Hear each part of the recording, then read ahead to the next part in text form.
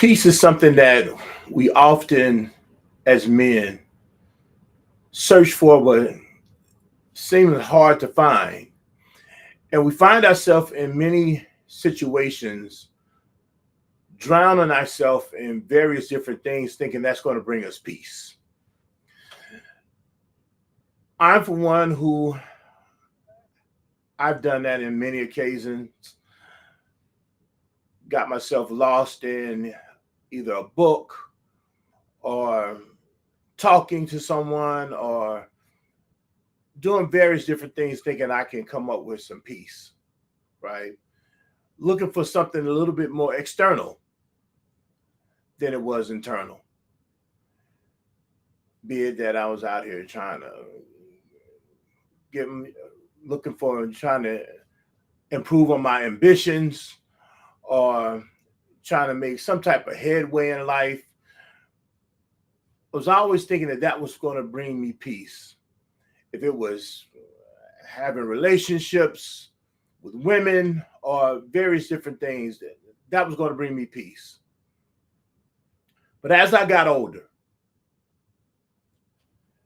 and it's not because I'm older, because my body is older, but as my mind got older, as my thinking starts settling down,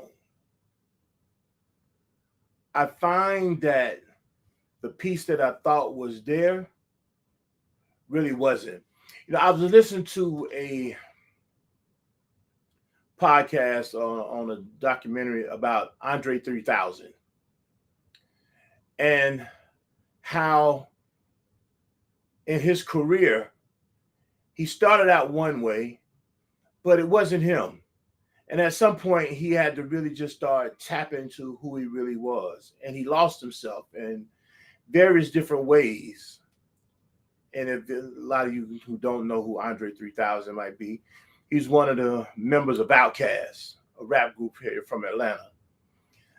And so as I listened to this documentary, I'm like, man, God, man, I understand exactly where he was going. And as he got older, right now, he started kind of having some of these thoughts as a young man. And to be honest with you, we all do. A lot of us as men, we try to tap into it, but we tap into it in the wrong ways. We do a lot of destructive things, and as we get older, we start settling down and trying to figure it out. Well, I'm older now, and I'm happy to be older. Right? I make no bones about me being older, me being an elder in the community, me being a brother who's looked to for some type of guidance, some type of wisdom. I don't run from that. I accept my age. I accept where I am in my age, and I'm perfectly comfortable with that. I found my peace. And here's how I got there, right? And I want to share this with a lot of us who might be in this midlife masculinity, moving from this one space in life and trying to figure it out, trying to transition over to another part of life. And I start understanding that the traditional ways that they were trying to push me, or the things that they had given me as the traditional ways, were actually hurting me. And I read another article about, they coined the phrase menziety, men with this anxiety, right? And so, people love coining words, right? They don't like making words. So we kind of get into a position where we take on a lot of stress, and the reality of it is the world around us, the women in our lives, would rather see us die on our horse with our sword in hand than to get off that horse. right, or to fall off that horse. There is an honor in this stoic lack of vulnerability aspect that they try to make us take on. And you'll have a lot of, no, I want you to be healthy. I want you to be vulnerable. I want you to be sensitive. And then the very thing that they want you to do, they're gonna not respect you for. They're not gonna respect it. And as men, I want you guys to sit back and think, because some woman gonna sit here and tell you that no, that's not right, Brother Hassan. I want you as a man to look at that and tell yourself. You got to tell me how much that is true. And then I want you to be able to tell the people in your lives that that is not how you are experiencing them. That's not how you are experiencing them. If this is true for you, I want you to be able to have that, because here is the first step in getting to peace. There has to be some type of acknowledgement of where you are and what's happening with the people around you. You have to acknowledge that. You have to acknowledge it, and no one is going to acknowledge it if you don't say something about it first. If you don't acknowledge it first. Because they're going to think they're just moving on with their happy-go-lucky lives, and that they're really treating you in the best of ways and all this other type of stuff here, not really understanding that there is a lot of anxiety and stress, the way that men are treated by the women in their lives, and in some aspect, even other men, because they have bought into that foolishness that's called tradition. Right. So I want to really kind of jump in and talk about a couple of things that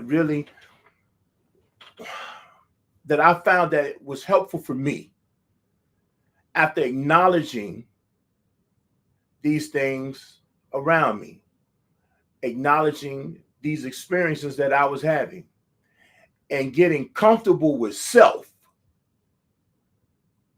and talking about it. So how I started getting there and started trying to gain a little bit more peace. And I'm still working on it, because it's not static, it's fluid, right? You have to continue moving with it. The peace just doesn't stop. But as I kind of tell people now, I am tired of pushing this boulder uphill. I'm going to park this thing. I'm parking that boulder. I don't want it to fall back on anybody else. I don't want it to roll back downhill. But what I'm going to do is I'm going to chalk that thing. I'm going to put a chalk block up under the thing and set it over here to the side. And because I have more years behind me than I have in front of me, I'm going to walk down the backside of this hill, smelling the roses, taking in the sun rays, listen to the birds chirping. And I'm just going to enjoy this life and enjoy the experience of other people, and give people a very good experience of me. And this is how I started thinking about this. So I started looking at it from this perspective here. Some reflective thinking. Just getting to myself, taking time for myself, sitting in my, chair that I love, and being comfortable in it, and just start thinking about certain aspects of my life, like not getting caught up in really the idea of what has passed by, because I used to do that a lot. I used to keep my mind in things that really were taking place in my past. How could have did this different? That's more anxiety. Well, that's not anxiety. It's actually going to bring about depression, because that's more stress. Thinking, how could have did this different? Man, this opportunity passed me by. All this type of things here, right? I get caught in that. You just get caught in that. And I know it's somebody out here who's also doing it as well. Some brother that's listening to this podcast right now who actually go through those things of ruminating on past things. Right. So I started getting into some reflective thinking and, just figuring out where I am right now, meditating on where I am right now, breathing, trying to breathe a little differently now, taking it in and pushing it out, inhaling and exhaling. And in that, some people could get into it by meditation. Some people get into it in a state of prayer. However you get into that mode, because I kind of do it various different ways, right? But however you get into that mode, get to where your mind can get at ease and just reflect on the beauty that's in front of you. Stay present. Reflect on where you are right now and where you would like to go.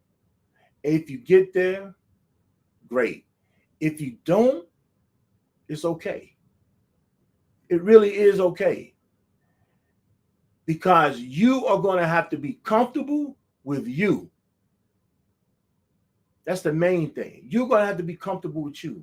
Because there's going to be somebody in your life, being it your wife, your woman, your kids, other people around you, your family members, they're going to always put their thought of you on you.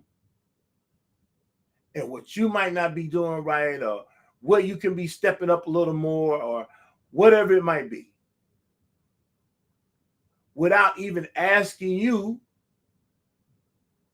how your head and heart today. How you feel today? How's your head and heart today?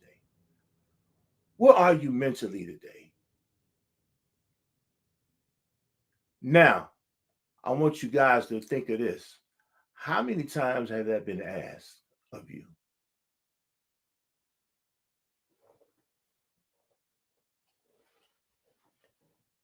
And what I want you to do is start demanding that be asked.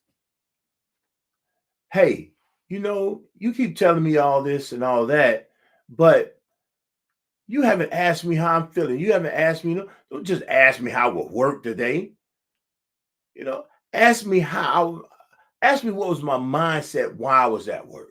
What was I thinking about while I was at work? What was happening with me while I was working? You know,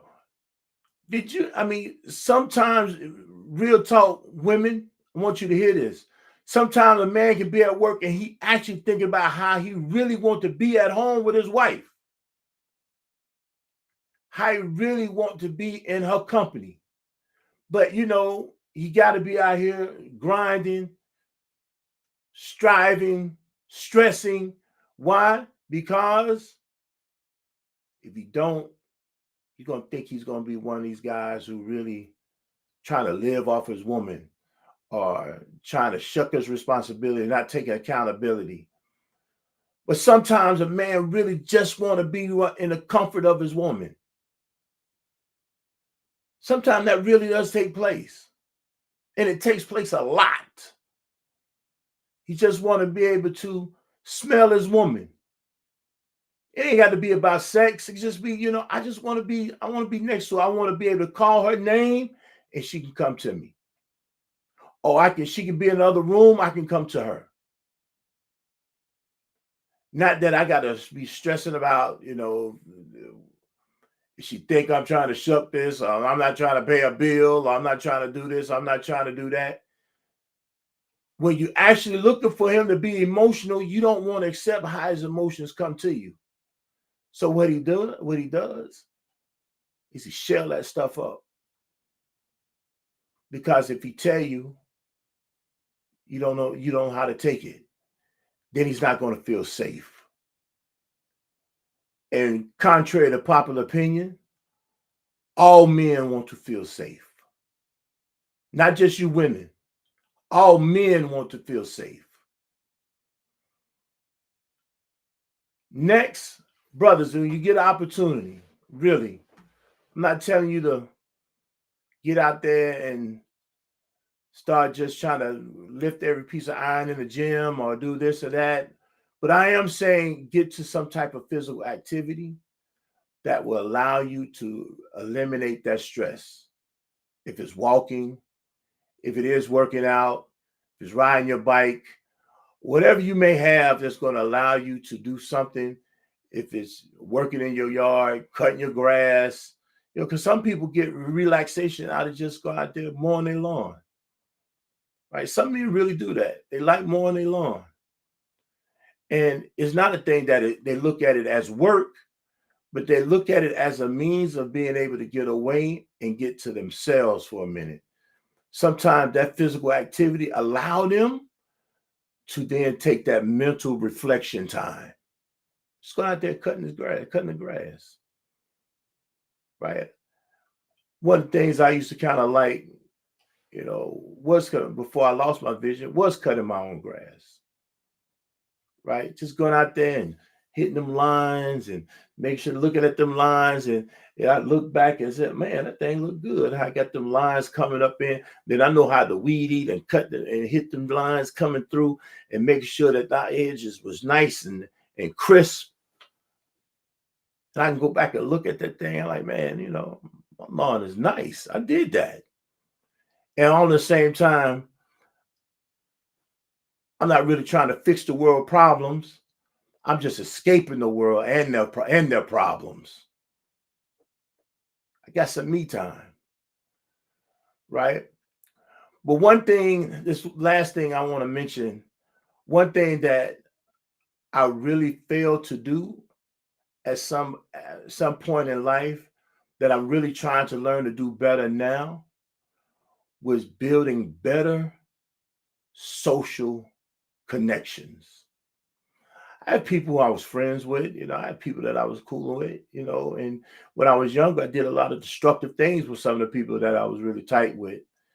And because, we had a lot of youth in us and we had more youth than wisdom, right? And as I get older now, I think I'm learning how to enjoy the company of other men, like-minded men who are trying to, just move in a direction that allows them to experience life at another level that doesn't have to do with anything that's sexual, doesn't have to do anything with going out for money grabbing. It doesn't have to do with anything other than just being content with who they are and being with people who, I don't drink coffee, but I had a very wonderful time with some brothers the other day. And while they was drinking their coffee, I was sitting there, I love to eat. So I was sitting there eating a little something, and the conversation was remarkable.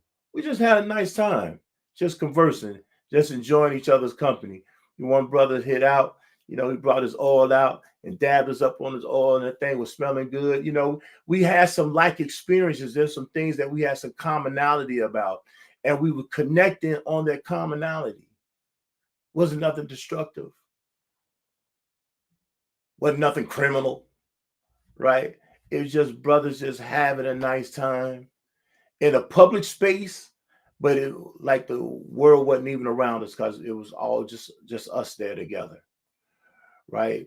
Wasn't trying to make sure that we had to look good for the public and all this old type of stuff here, even though, we were some job dressing guys, and we were some clean guys, right? But we weren't trying to impress, right? We was able to acknowledge what the other person have on, like, man, what you got on, And man, they look at them shoes, man, them shoes, man, let me get them shoes, you know what I mean? And we can have fun with each other. Those are the social connections, you know. One of the things that I learned early, which I had to unlearn, is that I can do this life all by myself. That I don't need anybody. And I was notorious for saying something like that. I don't need nobody. I don't want nobody because I always felt like people gonna let me down anyway. But I don't need nobody. I'm gonna do this on my own. I can make it happen. But that's not the way life is supposed to be lived in the first place. We all need somebody. You know, a beautiful thing as being Muslim is that when we pray together, there's more reward for us when we pray together than when I pray by myself. It's just show you how in the fabric that God, that Allah has created, that he made togetherness more important than isolation. And that's what happens with us a lot of times. We've been taught this isolated mentality, this individual mentality that really does not allow us to get together, to grow, to build, to sustain, to stabilize, because we're all trying to do it all on our own individual island. And there used to be an expression when I was growing up that no man is an island, no man stand alone. We forgot that. We forgot that. We've been told, pull yourself up by your bootstrap, self-made, all these other type of things here. We've been told that. That's what been pushed in the last 30 or 40 years. That's been pushed. And we fell for a hook, line, and sinker. And that's how we got away from peace. It was already rough, brothers. And we made it even more complicated. Let's uncomplicate this thing. Let's ask for what it is that we want without the thing of feeling shamed or feeling guilty about it. And if someone is trying to shame you, when they feeling like they're judging, they want to judge, check them. Okay, don't judge me. Listen to what I'm saying. Listen to what I'm saying. And give me what it is that I need to be able to enjoy this life, because you want that from me. Give me what it is I need. And don't look at me thinking that all I really need from you is your body and you to cook and clean for me. Cook my food and clean my house. That's not all I'm looking for from you. And men, quit letting that way of thinking lead you. Quit letting that lead you. And find out who you are. Tap into you, especially as we are getting older. Because here's what's happening. Man, I want you to hear this. They're going to continue to isolate you and put you in this box. Then make you feel like something's wrong with you because you're not getting with their program. And then talk about you when you get into their program. Oh, he's too sensitive. Oh, he's too this. Oh, he's too that. When it's confusing. We'll take away the confusion. Get out of the confusion. Figure out what it is that you need as a man. Get yourself grounded in your masculinity and ask for what it is that you want and commit to yourself. Commit to yourself peace. That's what this is about today, peace. Commit to yourself peace. And let's ride these last years, however many we got, because no day is guaranteed to anyone. So we're going to live this day. We're going to live these days as if they are our last. But we're going to have the hope of something a little bit more. Not the anxiety, but the hope of more days to come. Hey, I want to thank you guys for tuning in to this week's podcast. Please share. Please share. Please have a conversation. Please have the conversation within your own groups, in your own community. Please have a conversation with your family. Let it be known what it is that you need. Let it be known what it is that you're trying to go. I subscribe to my YouTube channel at that Get Made podcast. That made is M.A.D.E. The Get Made podcast. Continue to check me out here. And of course, 15-minute Friday Frenzy on Friday. It's always that. I missed last week. I was a little ill. So I missed last week. And I'm going to try to do it this week as well because I'm having some procedures taking place for Friday. So, but I'm going to try my best. Even if I have to do it from the side of my bed, I'm going to give me a 15-minute Friday Frenzy. All right. And so, because I like it. I enjoy doing it. So with that, you guys take care. Brothers, you take care. Sisters, love your men. Protect your men. You know, you looking for them to protect you. But you know, as men, we also need to be protected. We need to be protected. So protect your man. And we're going to see you guys next week. Y'all have a great week.